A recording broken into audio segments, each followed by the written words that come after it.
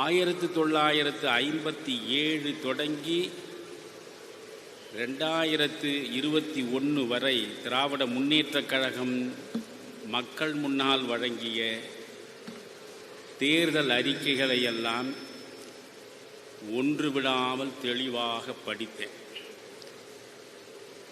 அதேபோன்று 73 அண்ணா திராவிட முன்னேற்றக் கழகம் திண்டுக்கல்லில் வெற்றி பெற்ற பிறகு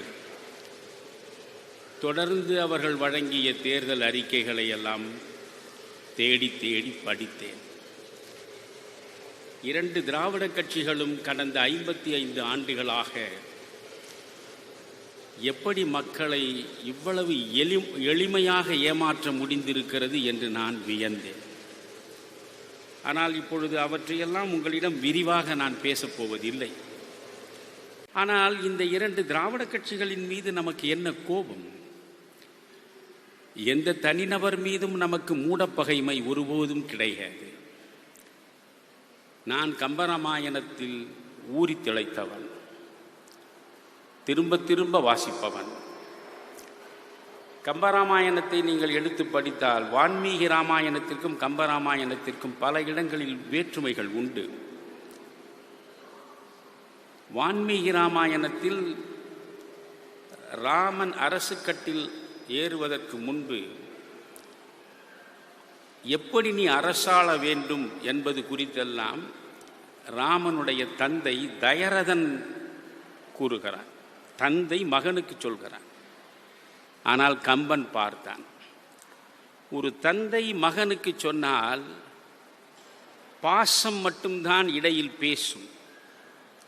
அங்கே ஒரு ஆசான் நிலையிலே நின்று ஒரு தந்தையால் பேச முடியாது. ஒரு மாணவனாக தன்னை தாழ்த்தி மகனும் அதை கேட்க வாய்ப்பு கிடையாது. உளவியல் ரீதியாக பல இடங்களில் பாத்திரங்களை செதுக்கி செதுக்கி சிற்பமாக மாற்றியவன் கம்பன். அவன் இங்கே ஒரு புரட்சி செய்கிறான். ராமன் அரியாசனத்தில் அமர வேண்டிய நாள் குறிக்கப்பட்டு அவன் நிச்சயம் அரியாசனத்தில் அமர்ந்து விடுவான் என்கிற சூழலில் அவனுக்கு ஆசானாக விளங்கிய வசிஷ்டரை வரவழைத்து தந்தை தயரதன் அறம்போதிக்க சொல்கிறான். ஆட்சி எப்படி அமைய வேண்டும், எப்படி அறம் சார்ந்து அது இயங்க வேண்டும் என்பது குறித்தெல்லாம் வசிஷ்டனை பேச வைக்கிறான் கம்பன். அதில் வசிஷ்டன் ராமனுக்கு சொல்கிற ஒரு இடம் மிக அழகானது. யாரோடும் பகை கொள்ளலம் என்ற பின் போர் ஒடுங்கும் புகழ் ஒடுங்காது என்றான். புகழுக்காகவே போர் புரிந்தவர்கள் ஏராளமானவர்கள் இந்த மண்ணில் உண்டு. ஆனால் இங்கே வசிஷ்டர் வாயாக கம்பன் பேசுவது யாரோடும் பகை கொள்ளலம், பகையே எனக்கு யாரிடமும் கிடையாது என்ற நிலையில் நீ வாழ்ந்தால் போர் ஒடுங்கிவிடும், ஆனால் உன் புகழ் மட்டும் ஒடுங்காது. எனவே நமக்கு யாரோடும் பகை இல்லை. ஸ்டாலின் அவர்கள் பொறுப்பேற்ற உடனே முதலில் இறையன்புவை அவர் சீஃப் செக்ரட்டரியாக உட்கார வைத்தார். பரவாயில்லையே. அடுத்து பார்த்தால் சைலேந்திர பாபுவை டிஜிபியாக உட்கார வைத்தார்.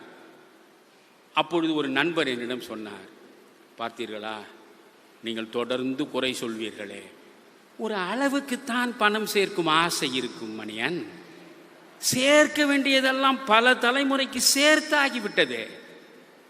இப்பொழுது ஸ்டாலினுக்கு இருக்கக்கூடிய ஒரே ஒரு ஆசை என்ன தெரியுமா? உத்தமமான, உயர்ந்த, ஊழலற்ற ஒரு அற்புத ஆட்சியை தந்துவிட்டு செல்ல வேண்டும். அதற்குத்தான் இப்பொழுது அவர் முனையப் போகிறார். நீங்கள் பாருங்கள். அதனாலே தான் ஒரு கரை அற்ற ஒரு சுத்தமான IAS அதிகாரி இறையன்புவை தேடி பிடித்து சீஃப் செக்ரட்டரியாக உட்கார வைத்திருக்கிறார். 10 காசு லஞ்சம் பெறாத நேர்மையான சைலேந்திர பாபுவை சட்டம் ஒழுங்கு டிஜிபியாக உட்கார வைத்திருக்கிறார். இதிலிருந்தே நீங்கள் புரிந்து கொள்ள வேண்டும் என்றார். நான் சொன்னேன், time will give answer for your question. பொறுங்கள், நான் எப்பொழுதுமே ஜூனியர் உடல் எழுதும்போது எழுதியிருக்கேன், ஒரு சிறுத்தையின் உடம்பில் உள்ள புள்ளிகள் எப்படி சாகும் வரை மறையாதோ அப்படித்தான் ஊழல் இல்லாமல் 2 திராவிட கட்சிகளாலும் ஒரு நாளும் ஆள முடியும்.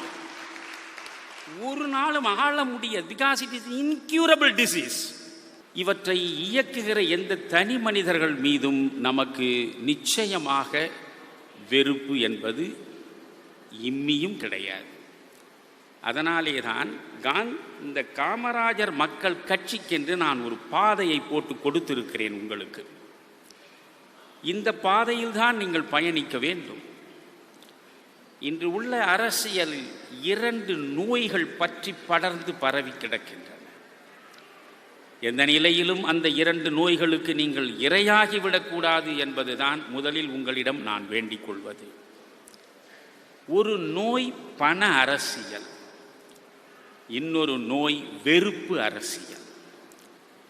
பாக்கு வெட்டிக்கு இடையில் பாக்கு சிதைவது போல இந்த 2 விதமான தவறான அரசியல்களுக்கு இடையேதான் தமிழகம் சிக்குண்டு சிதைந்து கொண்டிருக்கிறது. இதை மிகுந்த கவலையோடு நான் பார்க்கிறேன். 1967 தேர்தல் தொடங்கி நான் தொடர்ந்து என் பங்களிப்பையும் தந்திருக்கிறேன், ஒரு பார்வையாளனாகவும் பார்த்திருக்கிறேன். ஆனால் இப்படிப்பட்ட சீரழிவை நாம் ஒருபோதும் கண்டதில்லை. உள்ளாட்சிகளை பற்றி நீங்கள் சிந்தித்து பாருங்கள். மகாத்மா காந்தியினுடைய கனவு என்பது என்ன? I want a society that will wipe every tear from every eye. அதுதான் அவர் கனவு. இந்த இந்திய மண்ணில் ஒரு சொட்டு கண்ணீரும் சிந்தாத மனிதர்களை மட்டும் நான் சந்திக்க விரும்புகிறேன். இது ஒன்றுதான் எனக்கான கனவு என்று சொன்னவர் மகாத்மா. இன்றைக்கு ஒரு சொட்டு கண்ணீரும் சிந்தாமல் அனைத்து மக்களும் மகிழ்ச்சியாக இருக்கிறார்களா என்றால் இல்லை. இன்றைக்கு நடக்கக்கூடிய அரசியல் என்பது மக்கள் நலன் சார்ந்ததாக இருக்கிறதா என்றால் நிச்சயமாக இல்லை. 2000 ஆண்டுகளுக்கு முன்னால் அரிஸ்டாட்டில் மிக அழகாக அரசியல் குறித்து சொல்கிறார். பாலிடிக்ஸ் இஸ் மாஸ்டர் சயின்ஸ் என்கிறார்.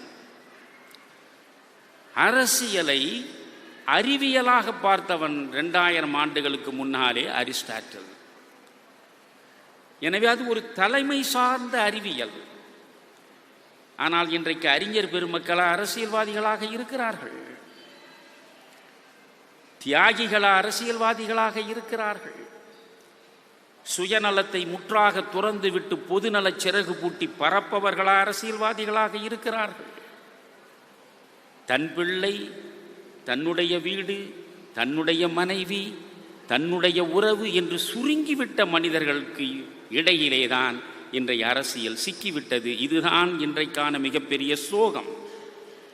அண்ணா, கரூர் விவகாரத்தை பொறுத்தவரை நாம் ஒரு விஷயத்தை புரிந்து கொள்ள வேண்டும். திரு விஜய் அவர்கள் மீது வழக்கு போட்டு அக்யூஸ் நம்பர் 1 அப்படின்னா அது கேஸே நிக்காதுங்கண்ணா. கொஞ்சமாவது சட்டம் தெரிந்த யாராக இருந்தாலும் கூட சொல்லுவாங்க, அவங்க நீங்க புக்கே பண்ண முடியாது. அல்லு அர்ஜுனுடைய கேஸ் ஹைதராபாத்ல இதே தான் ஆச்சு, அதே தான் நடக்கும். சும்மா இவங்களுடைய அரசியல் ஆசைக்காக கைது பண்ணலாம், ஒரு இரவு சிறையில் வைக்கலாம், அடுத்த நாள் பெயில் கிடைச்சு 10 மணிக்கு வெளியே வந்துருவாங்க. இதெல்லாம் சின்ன பிள்ளைகள் விளையாடுகின்ற ஆட்டத்திற்கு சமம். இன்னைக்கு அரசு உறுதியா இருக்கிறாங்கன்னா யாரு தவறு செய்தார்களோ நடவடிக்கை எடுக்கணும். அதிகாரிகள் ஆரம்பித்து டிவிகே கட்சியினுடைய அடிமட்ட நிர்வாகிகள் யாராச்சும் இருக்கிறாங்க, பர்மிஷன் வாங்கினவங்க, அவங்க பக்கம் தப்பு இருக்கா அவங்க. அதே போல அதிகாரிகளும் கூட பர்மிஷன் கொடுத்தவங்க சரியா கொடுத்தாங்களா, இவங்க தான் சம்பந்தப்பட்டவங்க. நிகழ்ச்சி அனுமதி கிடைத்த பிறகு நீங்க யாரை வேணாலும் கூப்பிடலாம். ஏன் முதலமைச்சர் போகக்கூடிய நிகழ்ச்சி எத்தனையோ இந்தியாவில் நடக்குது. அப்ப ஒரு பர்மிஷனும் முதலமைச்சருக்கு தெரிஞ்சிருக்குமாங்கன்னா தெரிஞ்சிருக்காது. பிரதமர் வரக்கூடிய நிகழ்ச்சிக்கு தெரிஞ்சிருக்குமா, தெரிஞ்சிருக்காது. நம்பிக்கையில வர்றாங்க. அதனால முதல்ல இருந்து சொல்லுகின்றேன், தமிழக வெற்றி கழகத்தின் மீது தவறு இருக்கா, தவறுகள் இருக்கு. சில விஷயத்தை சரியா அவங்க செஞ்சிருக்கணும். ஆனா விஜய் அவர்களை குற்றவாளியா நீங்க மாத்தினா முடியவே முடியாதுங்க, அது வாய்ப்பே இல்லை. அதனால அது அரசியலுக்காக சில பேர் பேசுறாங்க. அதனால திருமாவளவன் அவர்கள் பாராளுமன்ற உறுப்பினர். நாளைக்கு திருமாவளவனுடைய கட்சியில இதே போல நடந்திருந்தாலும் கூட நடக்கக்கூடாது. ஒருவேளை நடந்திருந்தாலும் கூட அப்போ நான் திருமாவளவனுக்கும் டிஃபெண்ட் பண்ணுவேன். காரணம், அவர் மீது போய் கைது பண்ணுவீங்களா? விடுதலை சிறுத்தைகள் கட்சியினுடைய தலைவர் திருமாவளவன் தான் பொறுப்புன்னு இல்லைங்கன்னா ஆர்கனைசர்ஸ் பொறுப்பு. அதனால் திருமாவளவன் அவர்கள் இன்னைக்கு பாக்குறாரு, அவருடைய கட்சியிலிருந்து பெருமளவுல மக்கள் வெளியேறுவதை கண்கூட அவங்க பாக்குறாங்க, வேறு வேறு கட்சிக்கு போறாங்க. அந்த எரிச்சல்ல மட்டும்தான் திருமாவளவன் அவர்கள் வயிற்று எரிச்சல்ல அவர் வெளியே திடீரென்று விஜய் அவங்களை பத்தி தாக்குறதோ மத்திய அரசின் மீது தன்னுடைய விமர்சனத்தை கடுமைப்படுத்தி இருப்பதோ அப்படித்தான் நான் பாக்குறேங்கண்ணா. இரண்டாவது, அண்ணன் கேட்ட மாதிரி நாங்க யாருமே இங்க தமிழக வெற்றி கழகத்தையோ திரு விஜய் அவர்களையோ ப்ரொடெக்ட் பண்ண வேண்டிய கடமை எங்களுக்கு கிடையாதுங்கண்ணா. நியாயத்தை நியாயமா பேசுறோம். தமிழ்நாட்டில் எந்த ஒரு அரசியல் கட்சியாக இருந்தாலும் ஆளும் கட்சியால் நசுக்கப்படும் பொழுது நாங்க கருத்து சொல்றோம். திரு தமிழக வெற்றி கழகத்தை இந்த விஷயத்துல நசுக்க பாக்குறாங்க, நடவடிக்கை எடுங்க. தலைவர்களை நசுக்க பாக்குறாங்க, கருத்து சொல்றோம். அதற்காக நாங்கள் அவர்களுக்கு அடைக்கலம் கொடுக்கின்றோம், கூட நிற்கிறோம், நாங்க எல்லாம் பேசுறோம், அதெல்லாம் அப்பாற்பட்ட கருத்து. இன்னைக்கு இவங்க போட்டிருக்கிற எஃப்ஐஆர்லயே திமுக நடவடிக்கை எடுக்கல. இவங்க போட்டிருக்கிற தமிழக வெற்றி கழகத்தினுடைய நிர்வாகிகள் மீது நடவடிக்கை எடுக்கல. அந்த கட்சியில் இருக்கக்கூடிய ஒருவர் ஜென்சி ரெவல்யூஷனை பத்தி பேசுறார், அவர் மீது நடவடிக்கை எடுக்கல. அப்படி இருக்கும் பொழுது திராவிட முன்னேற்ற கழகம், பாரதிய ஜனதா கட்சி தமிழக வெற்றி கழகத்திற்கு அடைக்கலம் கொடுக்கறாங்கன்னு சொல்றதுக்கு என்ன ரைட்ஸ் இருக்குங்கண்ணா? நீங்க கவர்மெண்ட்ல இருக்கிறீங்க, எஃப்ஐஆர் 2 நீங்க போட்டிருக்கிறீங்க. நீங்க போட்ட எஃப்ஐஆர்லயே நீங்க நடவடிக்கை எடுக்கல. நடவடிக்கை எடுக்காத பொழுது எங்களை பாற்றி கை காட்டி நாங்கள் அடைக்கலம் கொடுக்கின்றோம் என்று சொல்வது அபத்தமாக இருக்கிறது. ஆனா இது ஒரு துரதிருஷ்டவசமான ஒரு விஷயம் தான். ஏன்னா நீதிபதி அவர்கள் இன்னைக்கு காலையில் நான் செய்தி பார்த்தேன், சமூக வலைதளத்தில் வரக்கூடிய கருத்துக்களை பெரிதாக எடுத்துக்கொள்ள வேண்டிய அவசியம் இல்லை அப்படின்னு சொல்லியிருக்கிறாங்க. அதனால் நீதியரசர்களை பத்தி எப்பொழுதும் கூட நாங்கள் குறை சொல்ல மாட்டோம். நீதியரசர்கள் எல்லாத்தையும் தாண்டி மேலே இருக்கக்கூடியவர்கள். ஆனா இந்த விஷயத்துல பயன்படுத்தக்கூடிய வார்த்தைகள், பயன்படுத்தி இருக்கக்கூடிய வார்த்தைகள் இருக்கக்கூடிய கடினமான தன்மை, ஒரு நீதியரசராக இருந்தாலும் கூட அந்த கிராவிட்டி ஆஃப் வேர்ட்ஸ், ஏன்னா அதுக்கு ஒரு வார்த்தைக்கு ஒரு மரியாதை இருக்கிறது, வார்த்தைக்கு ஒரு அர்த்தம் இருக்கிறது, வார்த்தைக்கு ஒரு கம்பீரம் இருக்கு. அது இன்னைக்கு சமூக வலைதளத்தில் பேசும் பொருளா இருக்கு. இன்னைக்கு நீதியரசருடைய குடும்பத்தை எல்லாம் கொண்டு வந்திருக்கின்றார்கள். அவருடைய தாயார் திராவிட முன்னேற்ற கழகத்தினுடைய சட்டமன்ற உறுப்பினராக இதற்கு முன்பு பொறுப்பில் இருந்திருக்கிறாங்க. இன்னைக்கு அவங்க தீர்ப்பு கொடுத்திருக்கிறாங்க. அது இதுன்னு அதுக்குள்ள நாங்க போக விரும்பலீங்கன்னா, நீதியரசர் எல்லாவற்றையும் தாண்டி மேலே இருக்கக்கூடிய ஒரு நபர். அதே நேரத்தில் நீதியரசர் அவர்கள் பயன்படுத்தக்கூடிய வார்த்தைகளும் கூட, ஏன்னா ஒரு பக்கம் எஸ்ஐடி இருக்கு, இன்னொரு பக்கம் எஃப்ஐஆர் போட்டிருக்காங்க, இன்னொரு பக்கம் இன்வெஸ்டிகேஷன் நடந்துட்டு இருக்கு. அப்படி இருக்கும் பொழுது ஒரு பிரிலிமினரி பெட்டிஷன்ல நீதியரசராக இருந்தாலும் கூட ஒரு கருத்து சொல்வது சரியா இருக்குமா அப்படிங்கிறது என்னுடைய தனிப்பட்ட கருத்துங்கன்னா, அது பாரதிய ஜனதா கட்சியினுடைய கருத்து இல்ல. ஆனா எஸ்ஐடி இன்வெஸ்டிகேஷனே நடந்து முடியல, யார் தவறு செஞ்சாங்கன்னு நமக்கு தெரியாது. இது ஒரு பெயில் பெட்டிஷன் போயிருக்கு, பெயில் பெட்டிஷன் நிராகரிக்கிறதுக்கு உரிமை இருக்கு. சிபிஐக்கு போன ஒரு பெட்டிஷன் போயிருக்கு. அப்படி இருக்கும் பொழுது நாம் சில கருத்துக்களை சொல்லும் பொழுது இன்வெஸ்டிகேஷன் என்கொயரி இல்லாம மேல் மட்டத்தில் எப்படி யாராக இருந்தாலும் ஆழமாக கருத்து சொல்ல முடியும் என்பது தனிப்பட்ட வகையில் என்னுடைய கேள்வி. அப்படி இருந்தும் நீதியரசர்களை பொறுத்தவரை எல்லாவற்றையும் தாண்டி மேலே நிற்கக்கூடியவர்கள். நம்முடைய முதலமைச்சர் ஐயா ஸ்டாலின் அவர்கள் ராமநாதபுரத்தில் அதை பத்தி பேசினாங்க. நம்முடைய ஸ்டாலின் ஐயாக்கு நான் சொல்ல விரும்புறேன், ஐயா நீங்க கனிமொழி அம்மாவை இந்தியாவில் எங்கேயுமே நீங்க அனுப்பலையா? ஹத்ராஸ்க்கு நீங்க அனுப்பல? இல்ல ஸ்டாலின் ஐயாக்கு நான் தெரியாம கேட்கிறேன். உத்தரப்பிரதேசத்துக்கு தமிழகத்தினுடைய பாரதிய ஜனதா கட்சி எம்பிக்கள் யாரும் போகல. கனிமொழி அவங்க போகலின்னு முதலமைச்சர் அவங்க நெஞ்சில கை வச்சு சொல்லட்டும். கனிமொழி அவர்கள் போகும்பொழுது போனது தப்புன்னு நாங்க சொன்னோமா? போகட்டும், பார்க்கட்டும், அவங்க கருத்தை அவங்க சொல்லட்டும். ஹத்ராஸ் என்ன நடந்துச்சுன்னு அவங்க சொல்லட்டும். அதை முதலமைச்சர் செஞ்சார் இல்லீங்களா? முதலமைச்சர் எதிர்க்கட்சியாக 10 ஆண்டு காலம் தமிழகத்தில் இருக்கும் பொழுது திராவிட முன்னேற்ற கழகத்தினுடைய எம்பி குழு எங்கேயுமே போகலையா? போனாங்க. போகட்டும், பார்க்கட்டும், செய்யட்டும். அதேதான் இன்னைக்கு தமிழகத்தில் வந்திருக்கக்கூடிய என்டிஏ குழு, அவர்களுக்கு உரிமை இருக்கு வர்றக்கு. அவங்க பாக்குறாங்க, நிறைகுறைகளை கண்டுபிடிக்கிறாங்க. அதை முதலமைச்சருக்கு நேரடியாக அனுராக் தாக்கூர் அவர்கள் ஒரு கடிதம் மூலமா எழுதியிருக்கிறாங்க. அந்த ரிப்போர்ட்டை பத்தி எனக்கு தெரியாதுங்க, அது தேசிய தலைவர்கிட்ட எப்ப கொடுத்திருக்காங்கன்னு. ரிப்போர்ட் அளித்த பிறகு பத்திரிகை நண்பர்களுக்கு அந்த சாராம்சத்தை நாங்க கொடுக்கிறோம். அப்படி இருக்கும் பொழுது அவர்கள் வந்தது பார்த்தது எப்படி தவறாகுங்கன்னா, ஒரு பாராளுமன்ற உறுப்பினர், ஒரு கட்சி, இந்தியாவில் இருக்கக்கூடிய மிகப்பெரிய கட்சி, ஆளும் கட்சி, ஆளுகின்ற தேசிய ஜனநாயக கூட்டணி, அவங்க அனுப்பி வைக்கிறாங்க. சிவசேனால இருந்து வர்றாங்க, தெலுங்கு தேசம் கட்சியிலிருந்து அந்த குழுவில் இருக்கிறாங்க, பாரதிய ஜனதா கட்சியில் இருக்கிறாங்க. அதனால முதலமைச்சர் அவர்கள் எதற்காக பதறாங்க? நாளைக்கு உங்களை மணிப்பூருக்கு நாங்க அனுப்ப வேண்டாம்னு சொன்னோமா? ஏன் உங்களோட இருக்கக்கூடிய காங்கிரஸ் அங்க போகலையா? ராகுல் காந்தி அவங்க போகலையா? அப்ப ராகுல் காந்திக்கு ஒரு நாய், எங்களுக்கு ஒரு நியாயமா? இப்ப முதலமைச்சர் அவர்கள் என்டிஏ தமிழகத்திற்கு வந்தது, இந்த குழு வந்தது தப்புனா, அதே முதலமைச்சர் அவர்கள் மணிப்பூருக்கு ராகுல் காந்தி போனது தப்புன்னு சொல்லட்டும். அவர் இரண்டையும் சொன்னா நியாயமானவர் ஒத்துக்கிறேன். அப்ப ராகுல் காந்தி மட்டும் மணிப்பூருக்கு போனது தப்பா? தப்பில்ல, ராகுல் காந்தி போவதற்கு உரிமை இருக்கு, போகட்டும். அதே நியாயம் தானே எங்களுக்கு. அதே மணிப்பூருக்கு திமுக எம்பிக்கள் யாரும் அந்த குழுல போகல, போனாங்க. ஹத்ராஸ்க்கு போனாங்க, கனிமொழி அக்காவே போனாங்க. அதனால் அதை நான் தவறுன்னு சொல்லல, போவதற்கு திமுகவுக்கு உரிமை இருக்குன்னு தான் சொல்றேன். எதற்காக இவர் பயந்து முதலமைச்சராக இருப்பவர்கள் பொறுப்பற்ற முறையில் பேச வேண்டும் என்பதுதான் எங்களுடைய கருத்தா இருக்கு. இந்தியா முழுவதும் நீங்க பாருங்க, எதிர்க்கட்சியாக இருந்தாலும் கூட எப்படி மத்திய அரசை பயன்படுத்தி அந்த மாநிலத்தினுடைய வளர்ச்சிக்கு மத்திய அரசை அருகில் வைத்துக் கொள்ள வேண்டும் தான் எல்லாமே பாக்குறாங்க. ஆனா தமிழகத்தில் மட்டும்தான் மத்திய அரசை எதிரியாக கருதி நம்முடைய முதலமைச்சர் அவர்கள் பேசக்கூடிய பேச்சுக்கள். ராமநாதபுரம் போறாங்க, மீனவ நண்பர்களை சந்திக்கிறாங்க, சம்பந்தமே இல்லாம அவர்கள் செய்த தப்பை மறைப்பதற்காக கச்சத்தீவை பத்தி பேசுறாங்க. ஆரோக்கியமாக எந்த விஷயத்தையும் இதுவரை பேசாம எல்லாத்தையும் மத்திய அரசு மேல தூண்டி விடுறாங்க. ஆளுநர் அவர்கள் கேட்கக்கூடிய கேள்விகள் சரிதான். தமிழ்நாடு யாருக்கு எதிராக போராடும்னு கேட்டிருக்கிறாங்க. இன்னைக்கு அவங்க போராடி ஆளுநரை மாற்ற முடியுமா, இல்ல ஆளுநர் என்கின்ற ஒரு பொறுப்பை இல்லாம செய்துவிட முடியுமா? முடியாதுங்கண்ணா. அதனால திராவிட முன்னேற்ற கழகத்தை பொறுத்தவரை மக்களை வேண்டுமென்றே தூண்டிவிட்டு மக்களிடம் ஒரு போராட்ட மனநிலையை தேவையில்லாம உருவாக்குறாங்க. இது ஒரு ஆளும் கட்சி செய்ய வேண்டிய வேலையே இல்ல.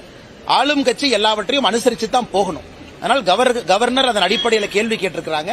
அதனால முதலமைச்சர் அவர்கள் மறுபடியும் கவர்னர் மீது கேட்கிறாங்க. இது நம்மளுடைய நாட்டுக்கு நல்லதில்லை. தொடர்ந்து ஒரு முதலமைச்சர் கவர்னரை தொடர்ந்து சீண்டிக் கொண்டிருப்பது தமிழகத்திற்கு நல்லதல்ல என்பதும் எங்களுடைய கருத்து.